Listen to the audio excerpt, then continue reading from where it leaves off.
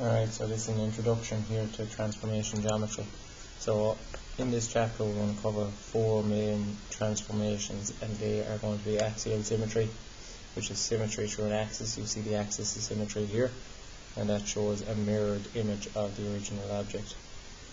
The main principle here, the fundamental principle, is that the projected lines, say from B to B1 there, so from the image to the projected image, those lines have to be perpendicular to the axis. You can see that denoted by that symbol there, and they have to be an equal distance from the original point to the axis and the axis to the new point. Okay?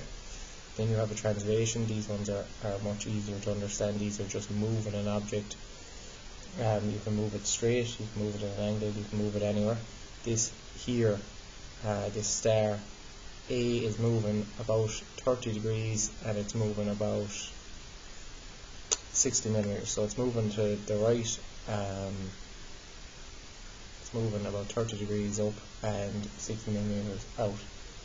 Central symmetry then is very similar to axial symmetry, only you go through a center point, so your image of your original is going to be mirrored and inverted, and then rotations are rotating about a point either on the object or in this case off the object. So this is the point of rotation here, the center of rotation. We're rotating point A clockwise through about 75-80 degrees there. Alright, we're going to start here today with our translation, which is the simplest. We'll start here in your book, page 103. We're starting on this question down here at the bottom, 10.5. Okay, I'm only going to do one of these because these are fairly straightforward. So the first thing to do would be to draw the original object. This is the original object here. I'm just going to pause the video, draw this object down here at the point given, point A, and then I'm going to come back to you. We have the original image drawn down here. We're going to project now from point A, so we're going to project up there at 45 degrees of construction line so that we can measure where point A1 is, where the image of our object is going to be under translation. So I'm projecting up there, and then I'm measuring over from point A 65 millimeters. And I'm going to mark that straight up, and where the two of those cross there, point A1, the image of point A under this translation. Alright, so after that then we just draw the exact same object up here, okay? So we can draw a line across there like that. That is the base of the tent. We know it's horizontal down here, it's going to be horizontal up there. Now what we can do is we can measure out the tent again up here, or we can project up our points. So projecting up that corner there, that gives me that corner there. So if I label that B, it's going to give me corner B1. If I label this C, I'm going to get C1 up here now in a second.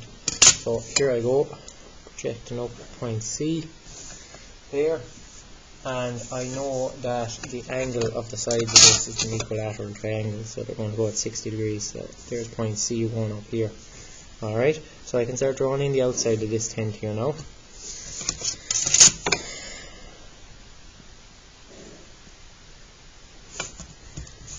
And depending on your accuracy should be good. These will all line up perfectly.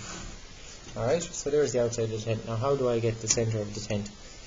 The doorway here. So D, E, F, G. It's a good idea to label all your points. It makes it easier for you to understand what's going on here. So we're going to bring up point G, point D, point E. Don't need to bring up point F because I already have a point going up through that. Alright, so with that done then we can just start lining in these points. I'll label them first just so that you know what I'm doing. And we know that these lines here are vertical, so I can draw these in now. That gives me point E1 and the F1. Then I can join across the top of the door here, and that there is my translated tent in this case. Alright, so that's a translation. It can go at any angle, it can go any distance, and it can go any direction. Thank you.